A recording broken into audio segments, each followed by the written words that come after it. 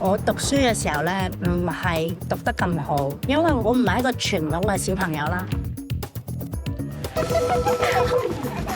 第一次做大廚啦，咁冇人控制我 ，and then it seemed like people enjoyed it and people like it，so 我就繼續大膽啲咁樣做咯。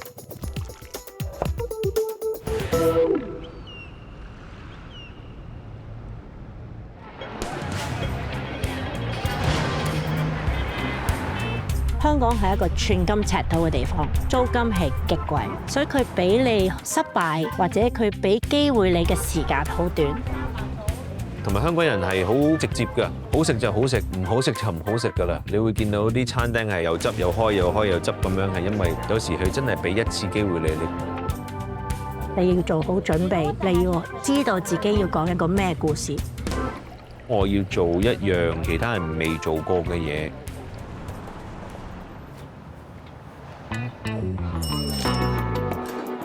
中國人望住我哋嘅包嘅時候，覺得係可能全世界最極致嘅包，但係喺一個外國人嘅心目中，Little Bao個包係一個最極致嘅漢堡包。佢又係創新菜，佢又係融合菜。咁其實佢概念咧，好表達到香港呢個地方啦。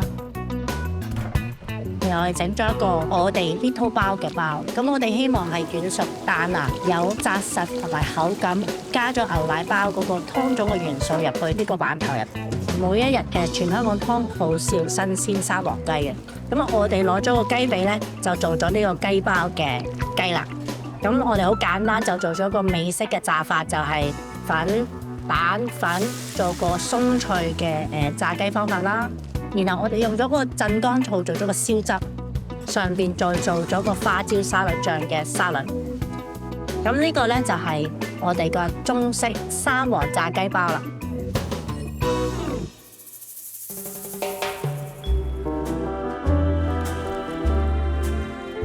咁因為中菜廚師唔會無啦啦識法國菜嘅味道噶嘛，咁一個法國菜嘅廚師又唔會無啦啦識揀同埋發海味嘅。我自己覺得咧，中菜同法國菜可能係其中一個最大嘅共通嚟嘅，就係一個乾包汁。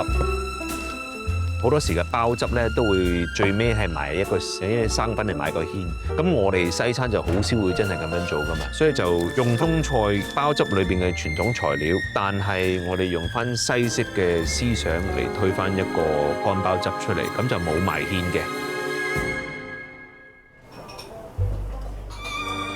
我覺得我哋嘅中菜加埋我哋嘅西方嘅知識合拼埋一齊係好厲害。但係幾新幾創意都好咧，嗰碟菜一定要好食嘅。咁但係對我嚟講，飲食最觸動到我咧，其實係人同嘢食嘅浪漫。自己代表咗紫菜牛油和牛腸粉啦，因為我哋覺得呢個係好代表香港嘅小炒。切咗一條腸粉，上面咧就煎澳洲和牛，再用一個本港嘅鹹檸檬昆布紫菜嘅點綴，咁樣咧就變咗係我哋自己原創嘅牛肉河粉啦。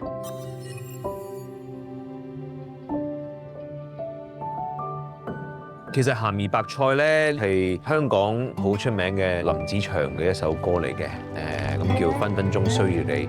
咁我細個嗰陣時，我媽咪同我爹哋喺車度咧，成日都聽呢首歌。我哋做咗可能係15個版本㗎啦，有少少脆，有少少 creamy， 有少少鹹鮮，有少少白菜嘅香味。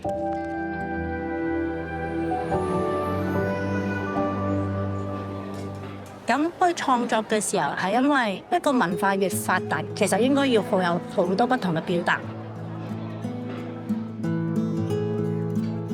尤其是 a city like Hong Kong，永遠都係喐緊，永遠啲思想，永遠啲 palette